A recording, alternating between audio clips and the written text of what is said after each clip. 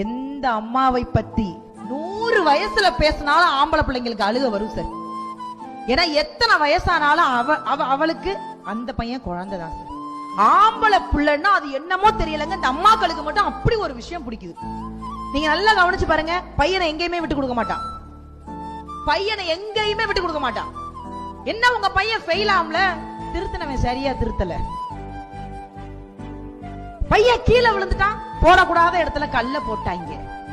விழுந்ததையும் ஒத்துக்க மாட்டா, ஃபெயில் ஆனதையும் ஒத்துக்க மாட்டா. தவற பூரா அடுத்தவங்க மேல சொல்லி சொல்லி தாப்புல நல்லவன் பாங்க. தாய்மைங்கிறது அவ்வளவு ஈஸி இல்லைங்க.